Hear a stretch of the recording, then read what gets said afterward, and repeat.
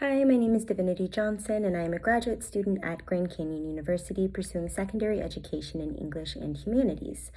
For this assignment, I'll be discussing the 10 professional dispositions of learners per GCU.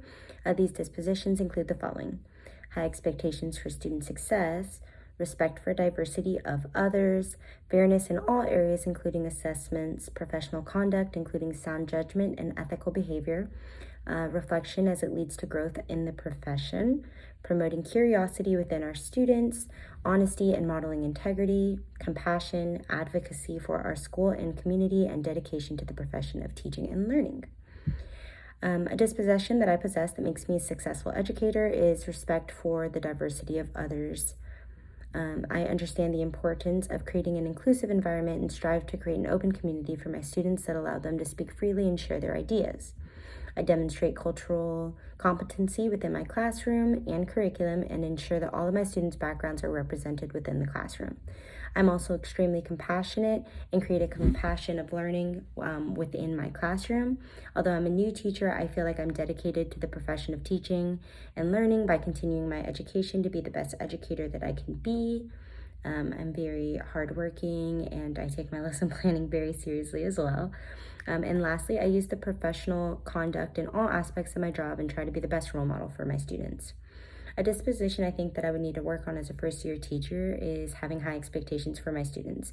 I recently attended a teachers conference and they were talking about how we needed to rise the floor, don't lower the ceiling.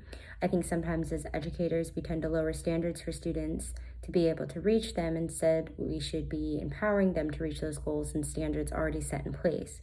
As I enter my classroom this year, I would like to go in with that mindset. This is also a professional expectation that I think needs to be upheld throughout your whole community and your school.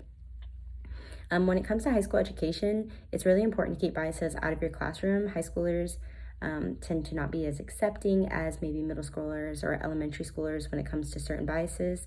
In regards to elementary schoolers, they tend to be more accepting of differences, whereas in high school, those differences can be seen as weaknesses.